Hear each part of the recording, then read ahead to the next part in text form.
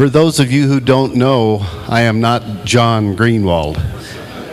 It's pretty hard for an MC to introduce himself, so he gave me the distinct pleasure of being able to introduce John Greenwald. In 1996, John Greenwald started researching the inner workings of the federal government, included the Army, the Navy, Air Force, FBI, Pentagon, and he received all this information from his Freedom of Information requests. He has done an outstanding job in developing over 500,000 pages in his internet black vault. It's an excellent place for archival information. John's done an outstanding job with that. John's been featured on numerous television shows, History Channel, Discovery Channel, Learning State Channel. He's in published media. He's been written up in all types of newspapers across the world. In broadcast radio, John has been featured on all of the stations worldwide too, that deal with the UFO phenomenon and others. At the age of 21, he wrote his first book, Beyond UFO Secrecy, and that was in 2002. It's now in its second edition. Today, his path in creating the Black Vault has led him to a career in television. He's been producer, supervising producer, writer, director, and editor, and model in a few cases, but I'm not free to tell you the channels he was on there. He's been seen on the History Channel, we know that. And it's at this time I would like to introduce to all of you who doesn't need really an introduction, but the world famous John Greenwald. Thank you. Oh wait, actually, can you take that back for me? Oh, sure. Well, thank you, Cliff. I actually paid him to say some of those final remarks. So I appreciate that. It was obviously a little awkward for me to introduce myself, so it's not only an honor to be back here, but to have Clifford bring me up to the stage, talk to all of you. It is a pleasure to be here. This is, I guess, my 6th year emceeing the MUFON Symposium. It gets better every year for me. I love it, have a great time with it. I appreciate all of you being patient with me through the weekend.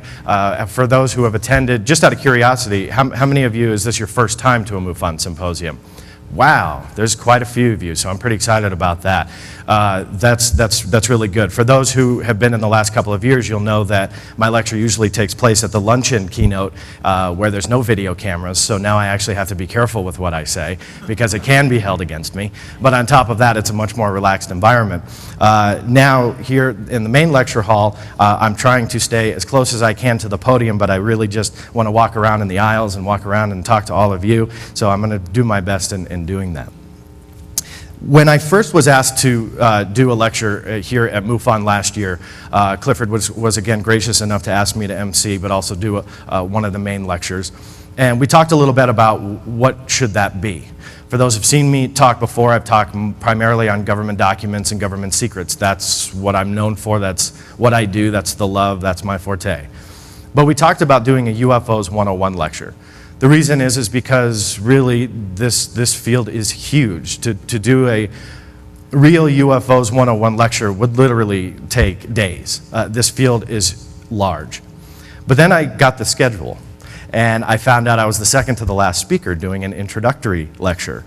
And that scared me. So about 3 days ago, I'm frantically rewriting the speech in my head because I want to make sure that I'm not, number one, too repetitive over what you've heard, but to make it interesting. So I think that even though I'm not the last speaker, the way I've modeled this lecture is to really kind of pose the question, a case for extraterrestrial existence and their visitation of planet Earth. That's why I made it a question. We don't know, but what I want to do with this UFOs 101 lecture is truly try and put the casework out there, put the groundwork, give you enough evidence when we deal with the United States government, and I will talk about that. When we talk about the media, when we talk about the scientific community, there's amazing evidence out there to support the fact that not only are UFOs real, but they are much more than we are led to believe by the powers that be. This is achieved by using three things, and this is what I want to use in my lecture, and I'll keep calling back to this. To understand UFOs, we truly only need to use common sense. It's pretty easy to look at all of the evidence and using common sense, logic, and the third is our understanding of reality. We understand that UFOs are something that we need to look at. In this lecture, as I said, I'm going to keep calling back to this because the evidence is so overwhelming when you line up all the pieces of the puzzle, using our human brain, the way we understand it, the way we understand reality, you really are going to come to a conclusion that it is the most plausible explanation that extraterrestrials are visiting. Do I believe that? I'm not 100%. That comes to a shock to many people because I have been in the field for about 15 years. Next month, I guess it'll be my 15th year in this field. I started, as Cliff said, when I was 15 years old, and actually did my first lecture for MUFON when I was 17, which was awesome. It was the International Symposium when it was held in Missouri. Had an excellent time, and I've kind of been lecturing on and off ever since. So again, using common sense, logic, and the understanding of reality, we really do come up with the conclusion that the UFO phenomena is real. We just can't define it. And for me personally, I'm not going to stand up here and tell you UFOs are alien spacecraft. I don't know that. I've never seen one. I don't have proof. And to be honest with you, not many people do. In a UFOs 101 course, I think it's important to understand that. Not anybody out there has the smoking gun, because if they did, we wouldn't need to be here. We wouldn't need to test our own knowledge, test what we know, test what we understand if somebody had the smoking gun. We just don't. And that's an important thing to understand in UFOs 101. I don't come here as a doctor or a PhD or an abductee or an experiencer or anything like that. I come as an everyday guy. And what I base my ideas on and what I'm going to be talking about through the next hour plus, is the fact that what I've learned in 15 years, not in my personal experience, but what then became my professional career. Cliff talked about theblackvault.com. This is my shameless plug slide. The reason I want to give a little bit of background is for those of you who don't know me, I did start when I was 15 years old. Again, not because of a UFO sighting, but because of something in my head that wouldn't go away. And that was the undying curiosity of what are these UFOs that everybody keeps talking about. And so I started researching on the internet, and if you ever put a UFO search term in Google, you will come up with billions of pages. Okay, and so when you're trying, if you're a student of ufology and you're attending your own UFOs 101 type class for yourself, Google's pretty tough because you will come up with billions of articles. And so that's what I was faced with when I was 15. I was seeing all these different versions of the exact same story.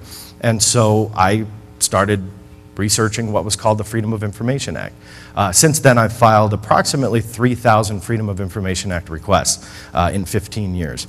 I've hit the NSA, the CIA, the DIA, you name the acronym, they know who I am. And the evidence that came back was overwhelming. It was amazing. I'll deal with some of that. I know those that have attended my lecture before, you hear me talk about government documents. Although that will be in the lecture, that's not going to be the main forefront. But again, that's how I got into the field. That then spawned what became my career. I have worked as a television producer and director for the last 6 years. Used to do a lot more on-camera stuff when I was younger. Now making the shows, of course, I would never write myself in. I just don't think that's right. But being interviewed made me fall in love with how television was made. And I started producing a series, did I believe 6 or 8 of the episodes for UFO Files on the History Channel. And those were some of the first shows that I worked on and wrote. I wrote a show called UFO Hunters, which later became the title of the series, although I did work on that later on. UFO Hunters, the documentary, was all about the people of ufology, was one of their higher rated episodes. That then afforded me the opportunity, and it's what I consider a unique opportunity, to really do full-time UFO research. And that full-time UFO research again, brought me to people that were telling amazing stories. And that's what I bring to the lecture. And it's not just people who have seen a UFO or researched a UFO or had some type of experience that's unexplained. It's not about that. I've been able to produce and direct other shows, including The Universe on the History Channel. I don't know if anybody knows about that show. It's a very good show. And I directed and wrote an episode last season called Alien Faces. And I'll actually talk about this later on in the presentation. But Alien Faces, I was given the show and they said, if life exists on another planet, what does it look like? And that was it. That was all I got. And so I had to create a 1-hour show around that, and we had an amazing time. I'll show you what we came up with in a little bit. But that, again, brought me to the SETI Institute. I've spent a lot of time interviewing those at the SETI Institute. Some of the top minds in astrobiology, astrophysics, astronomy, some of the top fields in science. And approaching this with my experience, again, coming from the UFO field, although the shows were not UFO related, it gave me a unique opportunity to get into the minds of some of these scientists and understand how they think and what they think and how they approach this topic. So we'll deal with all those different aspects of, again, UFOs 101, but I do pose, this whole lecture as a question. After you lay the casework, after you lay the groundwork, do you believe that this is an extraterrestrial phenomena? Some of you may already be sure, confident. Some of you may still be asking that question. I hope that this lecture will give you a couple things to think about. Now, when you think about a UFOs 101 type course, and again, I've been kind of frantically rewriting this in my head a little bit on how to approach it, I keep coming up with the same fact, and that is to understand the UFO phenomena, to really get into it, you again have to lay the groundwork. And it truly does start with the Roswell incident. There's no getting away from that. I'm not a Roswell researcher, I'm not a Roswell lecturer, but what I bring to the table are the government documents and the explanation that the government tries to give. Now, you can listen to hundreds of hours of testimony from witnesses of Roswell. Obviously, this was something that was unexplained. We don't understand what truly happened. A lot believe it was extraterrestrial, some believe it was top secret government aircraft. It really doesn't matter, because the bottom line is, what does the government say? And it's ludicrous on how they try to explain this. It's ludicrous how the media has dealt with not only the Roswell topic, but also the UFO genre as a whole. They created multiple explanations to explain the Roswell incident. Okay, and I'll go through these pretty quickly because I don't want to spend too much time on Roswell. But again, in UFOs 101, you can't get away from talking about it. And so UFOs 101, when you talk about Roswell, you look at the government explanation of what was Roswell, what really happened in Roswell. Well, the big question mark are, what were the aliens? Multiple witnesses saw aliens on the ground, multiple witnesses saw aliens in the hospital. Well, they dealt with that in what was called the Roswell Report, Case Closed. And this was their final explanation, came out in 1997, their final explanation of what really happened. They said, quote, aliens observed in the New Mexico desert were actually anthropomorphic test dummies that were carried aloft by U.S. Air Force high-altitude balloons for scientific research. This is a picture of some of those dummies. Okay, so they're trying to say that the aliens that were seen were these test dummies. The unusual military activities in the New Mexico desert were high-altitude research balloon launch and recovery operations. Reports of military units that always seemed to arrive shortly after the crash of a flying saucer to retrieve the saucer and crew were actually accurate descriptions of Air Force personnel engaged in anthropomorphic dummy recovery operations. So this is how they explain Major Jesse Marcel and even his presence, the military presence, the witnesses. All that testimony is dismissed. Why? Because they were dummies. I want to introduce you guys to one dummy. This is kind of a rare photograph. Sierra Sam. And that is real. Created by Alderson Research Labs. I didn't make this up. He really is called Sierra Sam. Sierra Sam was the first crash dummy ever created. Sierra Sam was created in 1949 and not tested until the early 50s. That's the first crash test dummy. Here's the issue. Roswell happened in 1947. There's a time-traveling test dummy that has now been created by the government labs, traveled back in time, that was thrown out of an aircraft, and that's what the witnesses saw. Now, common sense, logic, that doesn't make any sense whatsoever, right? So that explained, quote unquote, explained what the government said about the field recovery operations, but they still had a problem. They still had witnesses saying, multiple witnesses, saying that alien bodies were seen in a hospital, okay? Well, that's easy to explain. They said claims of, quote, alien bodies at the Roswell Army Airfield Hospital were most likely a combination of two separate incidents. A 1956 KC-97 aircraft accident in which 11 Air Force members lost their lives, and the second, a 1959 manned balloon mishap in which 2 Air Force pilots were injured. Common sense, logic. 1956 and 1959. It doesn't take a rocket scientist to figure out there's something wrong with the government's explanation. In a half a century, they cannot figure out how to explain the biggest case in UFO history, and they wonder why this topic won't die. They wonder why we don't believe them, and we keep asking the questions. Okay, so the reason I bring this up is because, again, laying the groundwork for UFOs 101 type of lecture, this is what you'll come into the most, whether it be on the internet, whether it be in books. If you walk out on the street and they're not part of the symposium, they even have no idea that the symposium is here. They don't care about UFOs, they've never looked into it, they've never researched it. If you said, do you know what happened in Roswell? The majority of the people are going to say, yeah, that's where they say some kind of alien spacecraft crashed. Everybody's heard about it. But now what they haven't heard about is the fact that the government is so inaccurate trying to explain these things, that they are taking away from high-ranking military personnel, witnesses, so on and so forth, that said something happened. You can't just ignore hundreds and hundreds of people like that. Yet, you don't hear about that in the media. So after Roswell, right, the military investigates. Well, we had to find out what really happened not only in Roswell, of course they explained it days later as a weather balloon, but also what was going on in the country. Whether or not it was Roswell, that's up for debate, but all of a sudden in the 40s, many of the citizens of towns from New York to Los Angeles were seeing craft in the sky. It was a UFO wave that they couldn't explain. So the military says, okay, we have a problem. There's mass panic out there. These military aircraft, these unidentified flying objects are buzzing military bases, military installations. They're scaring the heck out of these people. We need to investigate. So they started a project called Project Blue Book.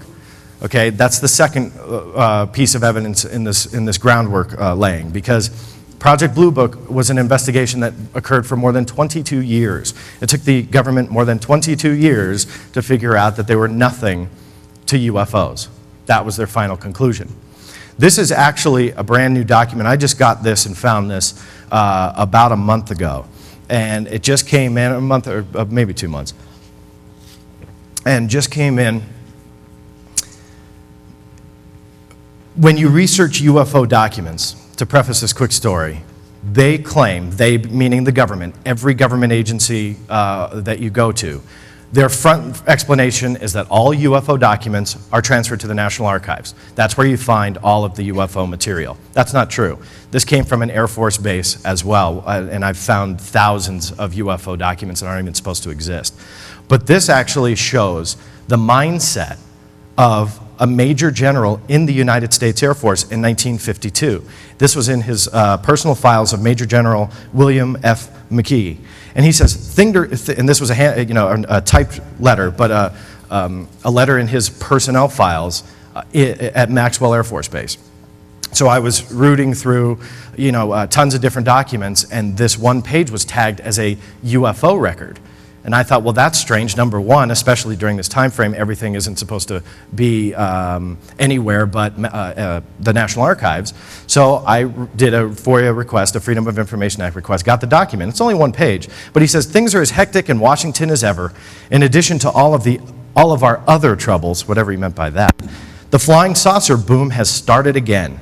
Even our radars are picking up unidentified objects. The press now thinks we are keeping a big secret from them. As General Twining said a day or so ago, people don't seem to realize that we have a few billion stars in the sky with all their associated physical phenomena. Now, I don't know what he meant by associated physical phenomena, But to me, I kind of read that as he thinks, hey, if these things are alien spacecraft, that's not too shocking. Look at how big our universe is. Look at how vast it truly is. And here this Major General of the United States Air Force, that agency that's trying to explain away UFOs, and I'll explain why they were trying to explain it and not investigate it in 1 minute, but he was thinking for himself. You know, he knew that this was a problem. He wrote this letter in the smack dab middle of one of the biggest UFO waves ever, and this is one of the most popularly known. That from July 13th through the 29th in 1952, Washington, D.C., more so than almost any other city, if not more than any other city, was seeing UFOs all over the city, but above sensitive installations like the Capitol, like the White House. They were seen everywhere. This photograph's real. It's a little bit grainy and low resolution. I apologize. There's not a better picture truly out there about it. But those are the UFOs that were seen over the Capitol. Now, some have tried to explain it away as light reflections from the lights on the ground. That's the best explanation I've seen. But again, you're trying to take away from hundreds and hundreds of witnesses to this UFO wave for one photograph. I don't buy that. So again, you can analyze this picture to death.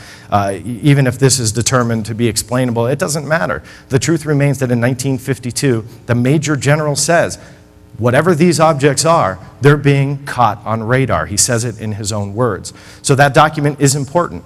These aren't reflections in the sky. Maybe this photograph they are, but that's not what people are seeing. They're seeing something that isn't explainable. That Major General of the United States Air Force knew that in 1952. But yet, within 12 months during Project Blue Book, the CIA convened a panel with Howard Percy Robertson as its head. It has later become known as the Robertson Panel, to evaluate the 5 years of research that the United States Air Force had already done on UFOs. What Robertson and his panel came up with was two conclusions. And those conclusions were, one, maybe not in this order, but number one, that UFOs were explainable. In the 5 years, I believe it was only about 2,000 cases, but don't quote me on that, at that point, UFOs were easily explainable. People were seeing them, but they were easily identifiable as the planet Jupiter, swamp gas, we all see the planet Jupiter make a right angle turn and swoop off into nowhere. That's, it happens all the time. So of course that made sense to them. But the panel came up with one other thing. You guys are creating panic, meaning the United States Air Force. This of course was a classified meeting at the time. It's later been declassified. But the point was that UFOs are easily explainable, but you guys are causing panic, meaning you're not doing a good enough job debunking these sightings. They wanted the United States Air Force to become the explanation arm, not the investigation arm, for UFO phenomena. So was Project Blue Book truly an investigation? No, absolutely not. To me, the Robertson panel proves it. Again, 12 months prior to that, a Major General of the United States Air Force is saying, yeah, this is a problem. There are billions of stars in the sky. I believe that there's a lot of physical phenomena that goes along with this. There's a problem, and yet the CIA secretly says, yeah, you guys don't investigate these things, just explain them. So that's what they did. It took them another however many years, a total of 22 years, to investigate 12,618 sightings. 701 of them they considered unidentified.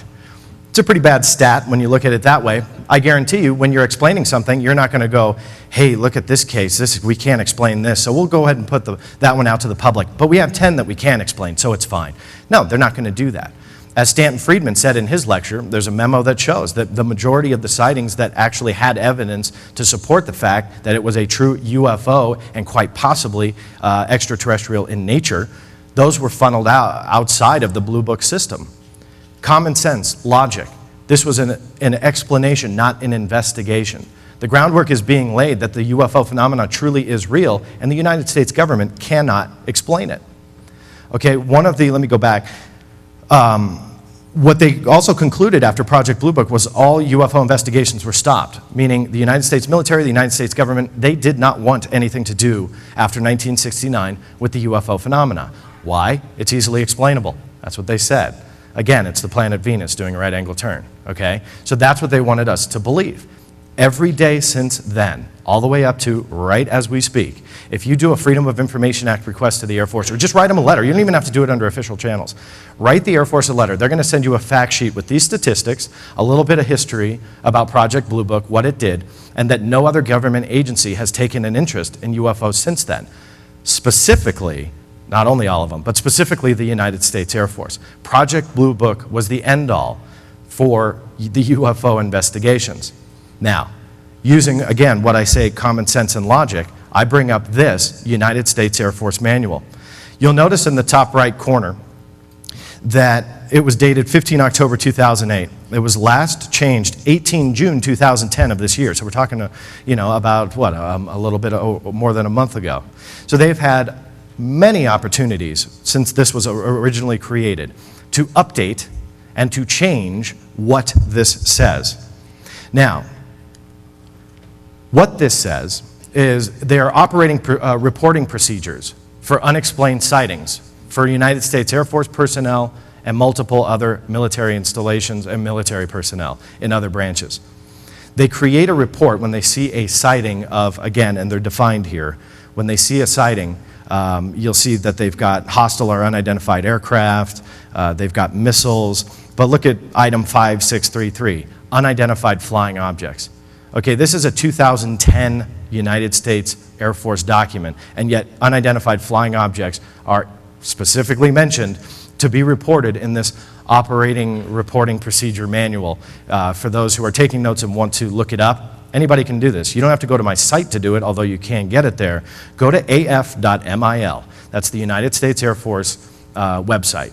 When you go in there, you can search for Air Force Instruction 10-206. Anybody can do it. It's a public law. They just never talk about it because UFOs is obviously in here.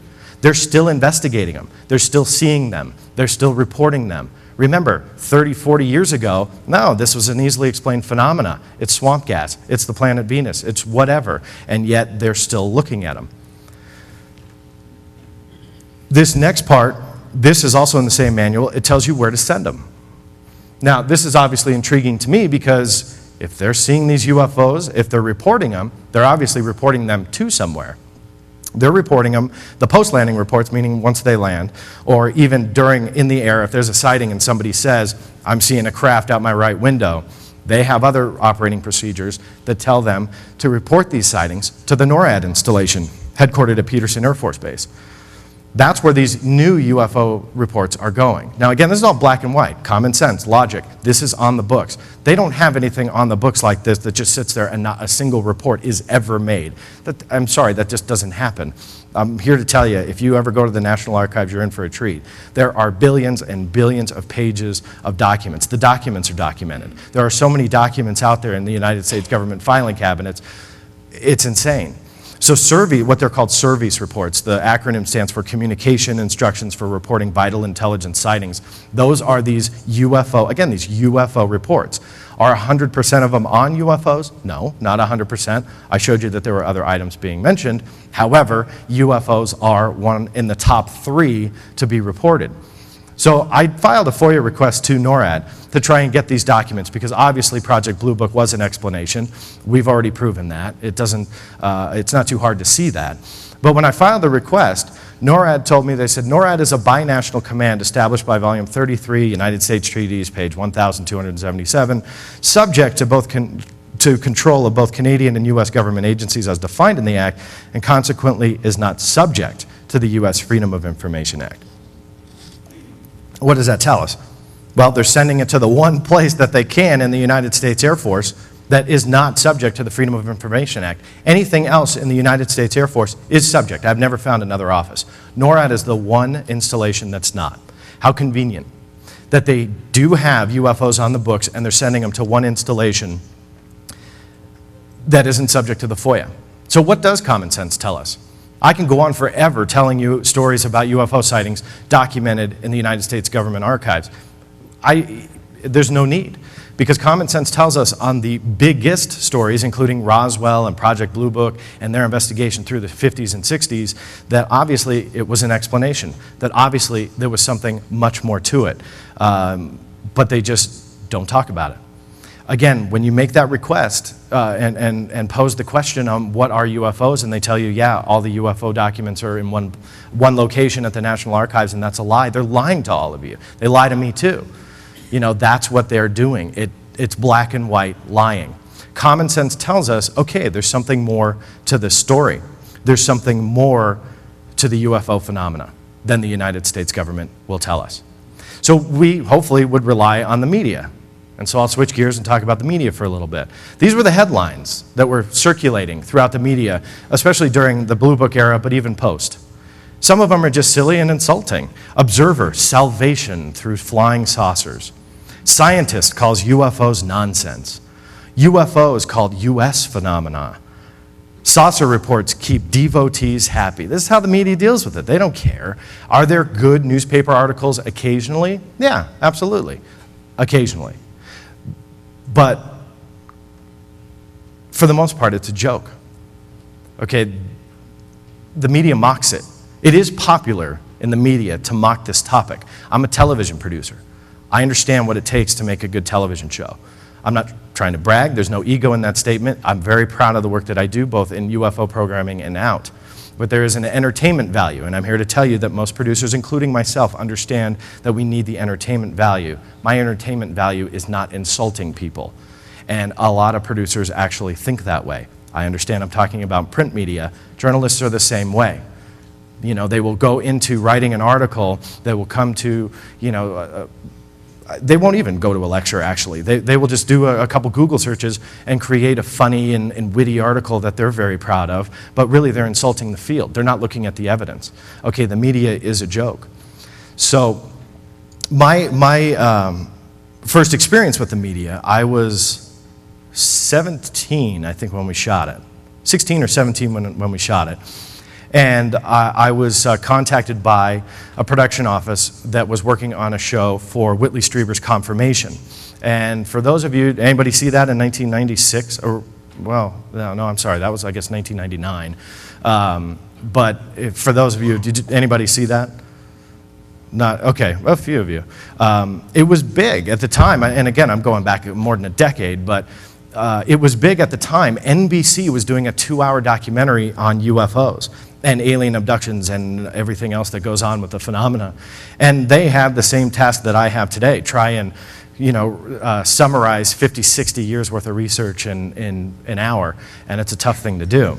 My experience with them was pretty good. They did a 5-minute story on me. It was commercial to commercial, so that in itself is good, and it was a positive piece. So my point with this is not everything is bad with the media, but of course they had their jokes, and they trashed a lot of valuable cases, many of which in the UFO community hold in high regard. They talked about Roswell, but of course they don't talk about the stuff that truly negates the explanation of what the US government or military is saying. They don't deal with that. They skim over that. Why? I don't know. No, I'm here to tell you that there's no big conspiracy when it comes to creating documentaries like this by the US government. I'm a producer. I've never been called by the US government and said, no, you cannot do this. If you have the entertainment value and you make a good show, you'll get it on the air. But there's just not a lot of producers that actually care about it. So I don't want to trash this documentary. I wanted to bring it up because I want to prove the point. The media, albeit it's a big joke to them, it's not always bad. But then there are the bad ones. I was debating on taking that slide out, but I thought it was kind of fun to transition to my serious Peter Jennings slide. Stan Friedman was right to call this a mockumentary. I too was contacted by Peter Jennings and his crew. I believe I was lecturing at the X conference was when I first met them. And here's how I was approached. Peter Jennings is approaching the UFO topic. He's going to do a 2-hour special. And they, of course, presented themselves that they were friends to the UFO community. Now, I'm not trashing them because I know the cameras are rolling, so I would never do that. But you got to understand, when you deal with the media, it's chummy, chummy, hey, hey, thanks, thanks, wink, wink. But when it comes down to it, they have the finger on the editing button. So I know that, many of you know that, and we've all been subject to these editing tricks. So the minute anybody is from the media, even for me, my red flags go up and go, okay, well, what's the intent? And they said they wanted to do a good job.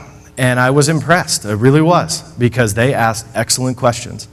And for 2 hours, I burned under those camera lights talking about UFO history, but primarily focusing on the fact that the United States government and the United States military is actively involved and engaged in UFO investigations. Now, obviously, this was a few years ago. The documentations, although, were the same. The instruction manuals that I pointed out, Air Force Instruction 10-206, still existed. It was an older version. UFOs were in it then as they are now.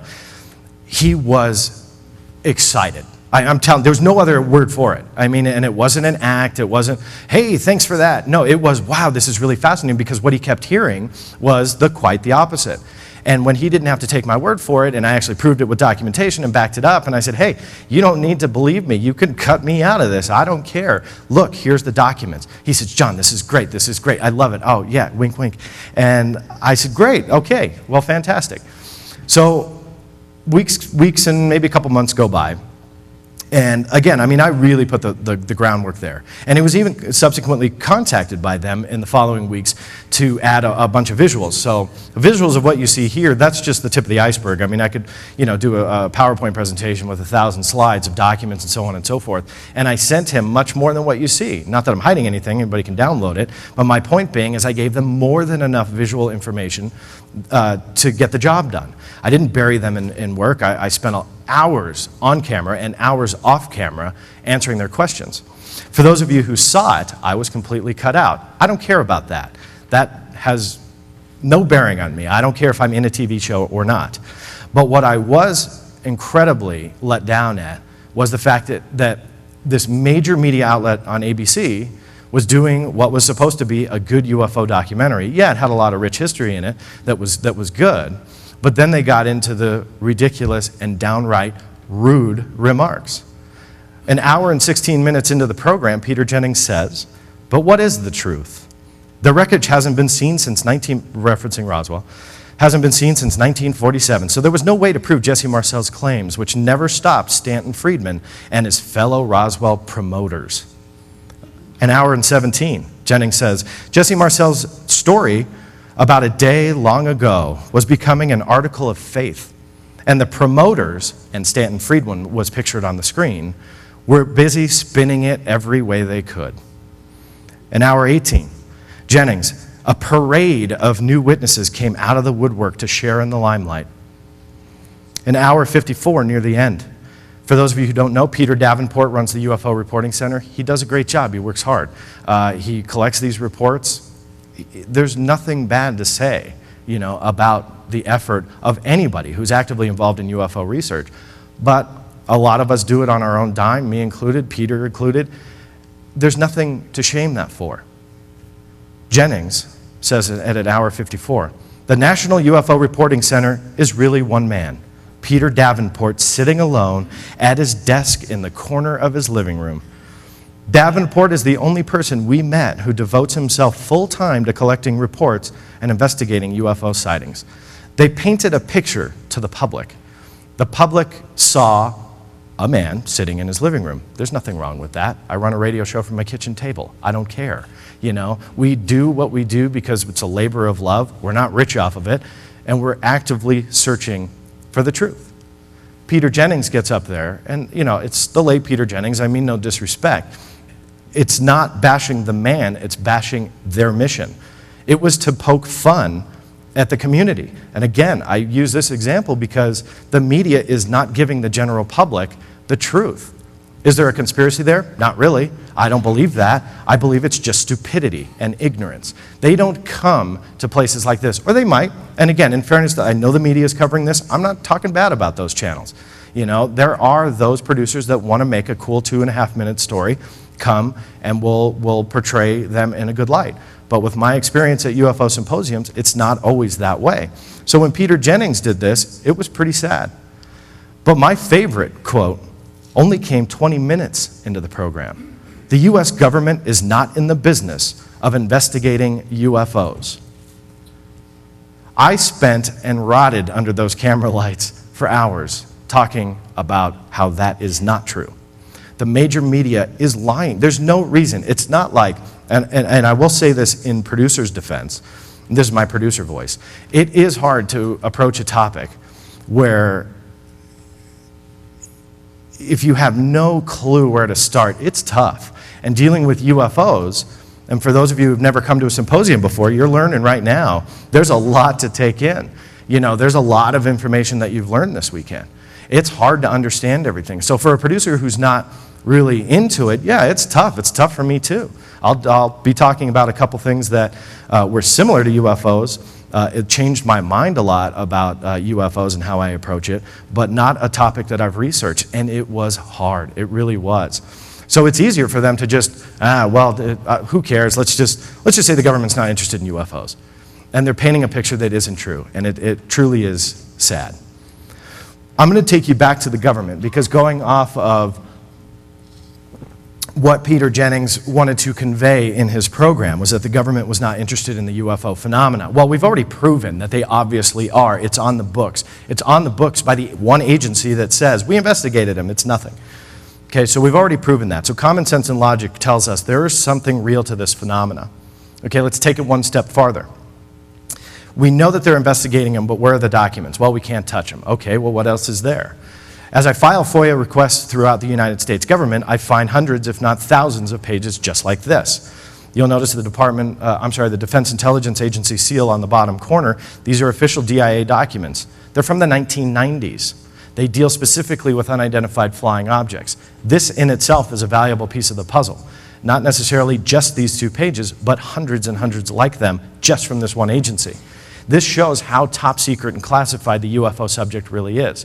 Taking the next step in our logic and common sense pathway here, you can't help but deny that there is something to this topic that the United States government and military do not want us to know. That's fact, that's documented. What is this? There are provisions in the United States Freedom of Information Act that they will black out certain information. Sure, those are names, phone numbers, social security numbers, contact information. So that's one thing they black out. They black out national security information, which is the very first exemption. There's a list of 6. The very first exemption is national security information. All of this blacked out material is tagged as national security information. So again, taking the next step, these documents prove not only is it secret, but it is a national security issue. How do we know that? Well, we can't read it, we know that, but they reference Exemption B1 of the Freedom of Information Act. That tells us the UFO topic, albeit very top secret, is a national security concern. Here's a couple more. You'll even notice, and I love these documents more than any other because, Stan had referenced also the deny in toto pages in Latin, the complete thing is blacked out. They give you a full page, pay the money to photocopy it, pay our tax dollars to just say 3 words in the middle of the page that they won't give you the page. What part does that make any sense? So what they did was, instead of using a black marker like they usually do, they just cut out a dark piece of paper. You can see the line, it's a straight line. They just cut a paper, posted it on there, photocopy that, and what do you get? A big black box. But there are documents that you can read. This in itself, this 4-page document, is what I talked about in the very beginning when I was searching the internet and I learned about the Freedom of Information Act. I found a 4-page document.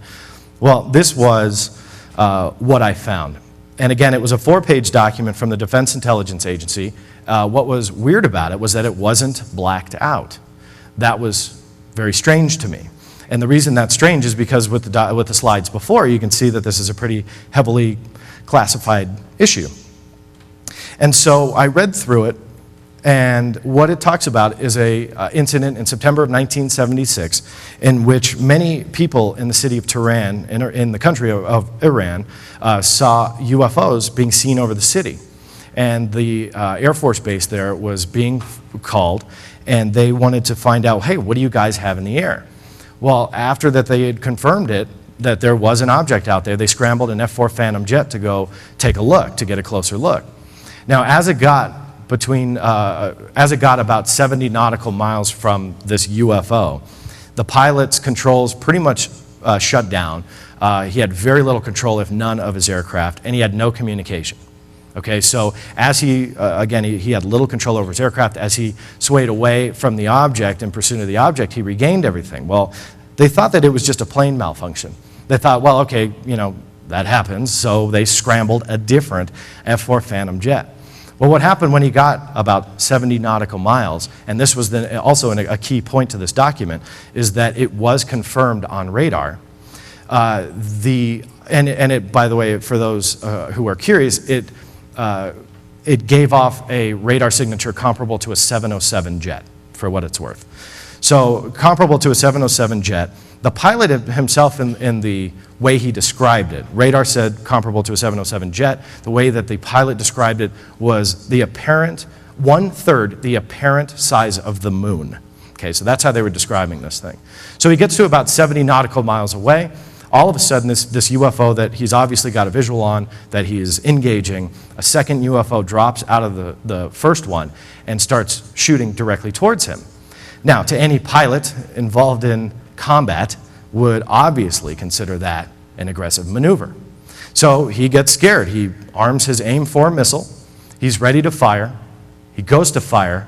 Everything turns off. He has no communication, no control over his weapons. And he's watching this, what he assumes is a missile. And as the report goes, anybody can read this, you don't have to take my word, the UFO, and he had very little, if not any control of his aircraft, and he's slowly coming out of his engagement of the object. The UFO makes, as the report says, a loop around the aircraft. It dips, make a loops around the aircraft, and return to the original UFO. Very much like you would describe, and I hate this word, I wish there was a better one, but a mothership. I know that reeks of sci-fi films and movies and ideology that just isn't real, but it is true. That's exactly how the report talked about, where you have one big ship and a lot of ships inside of it. The reason I say a lot, because a second one then came out of the side after the first rejoined from underneath. This one then hovered to the side, then actually, as the report goes, lands on Earth. There's actually a paragraph that talks about it landing. Okay, and so as the report, and then it like jumps, you know, so you're just really engaged in this document, and then it jumps, and then it says, and then as the plane had not proceeded in the engaging motion, it kind of regained all communications, all controls, and he later returned to his aircraft. Subsequent investigation showed that there was actually a fourth UFO, a cigar-shaped UFO, not connected to the first one, but seen not too far away. So UFOs were seen all over the place, but there was this big gap, like what happened? What happened to the pilot? What was going on?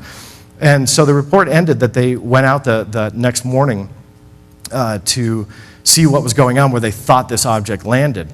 And there was a residence that was not too far away, so they landed and questioned them, and they said, did you guys see or hear anything strange last night? And they said, yeah, actually there was a lot of weird and strange noises, rumbling noises is I think how they described it, and the object had cast a light onto the ground. So whether or not it landed, the pilot said it landed, the resident said it had casted this light on the ground. Obviously there was something there. On the fourth page at the very bottom, it said that they had collected soil samples and that they were testing and that the results would be forwarded when available. So obviously that they were researching and investigating this. This was one of the most widely distributed documents that I've ever found in ufology, in my study of UFO documents. When you look at this, it was forwarded to the White House. This is 1976. Remember, the United States government already said UFOs are easily explainable. Blue Book closed in '69. They were saying that they were explainable since 1953. Do the math. This was decades later. This thing shows up. This is one government document. It's an amazing report. And yet no results were ever sent that I could find. Is that true? I doubt it. I'm sure they were sent. They're not admitting to it, anything. They just admitted to this report. I bring up, so it's an unsolved case. You know, nobody knows what happens, and you can do a whole lecture on this case alone. You know, you really can. You can Google it. I don't take credit for finding the 4 pages. This is what got me interested. You can see why. I saw these 4 pages, read through them, and thought, okay, that's a pretty amazing report. I also bring up one other point. That's a pretty amazing story. I think anybody here can agree that, extraterrestrial or not, that's a pretty intense technology. They shut down 2 separate F-4 Phantom jets. They had one main craft with multiple crafts coming out. Obviously, they were doing things that we just don't do, at least that we know of. Of course, we could have top secret technology, but this was 1976, and this was an event that was quite out of the ordinary, especially for the time. But when you look at all those blacked out documents and the threat to national security that UFO information is, if you can read this document, what the heck is under that black? What aren't they telling us? They're telling us this. That's the most amazing part. What is in these top secret documents that are considered a threat to national security that do deal with UFOs that they won't tell us? It's a pretty crazy event. Government documents have also confirmed, what I believe confirmed, some pretty anomalous events. I bring up Bob White. Bob I met years ago because Bob, I'll tell you Bob's story pretty quick because I want to get to some other thoughts as well. But in 1985, Bob was driving with a friend through, I believe, from Vegas to Colorado. And obviously they were a long drive. Bob was in the passenger seat asleep. He was awoken by his friend in the driver's seat that there was a UFO seen outside of the car. He gets up. He has nothing to do with UFOs. And he looks outside and he sees this bright light and he goes, "I was sleeping." And he goes back. Now Bob's a great guy. He doesn't care about that stuff. I've met him, spent a lot of time with him. He doesn't care. He's awoken again. This time the UFO is much closer to the car. He gets up and he goes, "Oh, okay, well I should get up for this." And he's looking at this thing, and sure enough, it was to the point where it scared the heck out of the driver, so they pulled over. They pulled over, and Bob says that he exited the car, saw this UFO, watched it for a little bit.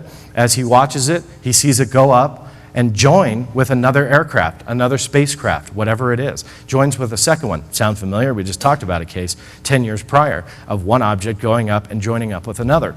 He says then the UFOs join, and he says it shoots off just out of the world. You know, he said it left. I assume that means out of the atmosphere, but that's how he termed it to me. I said, well, that's amazing. Well, look at this object, because as this thing is shooting off, he says this thing ejects from the UFO. Now, you hear crazy stories all the time. Rarely does somebody have something to hand to you. Now, this object truly is bizarre. I met Bob because of this object, and I'll tell you in 1 minute on why.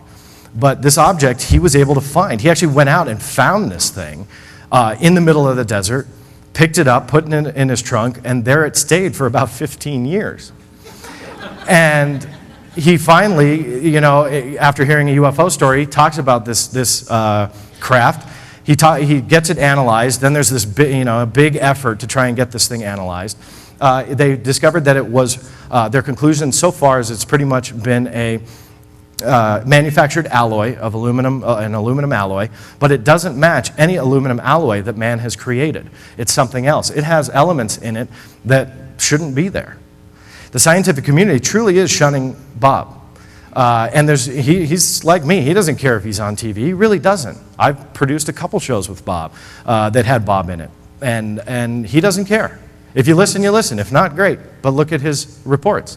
The scientific evidence shows that this object is something definitely anomalous, but on top of that, Bob's passed multiple lie detector tests about his event. Whatever happened, believe in lie detector tests or not, that's up to you. But he passed them with flying colors. He really did see that UFO, according to the lie detector. He really did go out and retrieve that. He really didn't hoax it, as that was one of the questions, and there it lied. Now, my meeting with Bob. Unfortunately, Bob did pass away. For those who are familiar with the story, Bob unfortunately had a car accident about a year ago, if that long, and was ejected from the car. He was 80 years old, and I tried very, very hard to get an answer for Bob. And I'll talk about the scientific community and how they handled this case in a couple minutes. But it was very tough. So, in Bob's memory, this is pretty big case. But when I met Bob, there was a reason why. He went to the Black Vault, and I have in there a stack of documents from the United States Army. Now, this is a photocopy of the envelope, or the folder, I should say, of where it came. Flying saucers from Denmark. And it says alleged, it might be hard to read, alleged flying saucers from Denmark is the typed. Flying saucers from Denmark is the handwritten. This was the folder. Go to the next page. This was from the 1940s. It was an incident of a flying saucer case from Denmark of an object that looked pretty darn similar to Bob's. Not only by the shape, not only by the size, but all the photographs almost matched identically to Bob. And yet this is decades later. So Bob saw this and fell off of his chair. He didn't care about UFOs, but yet all of a sudden on a UFO website, he sees an object identical to that of a flying saucer report.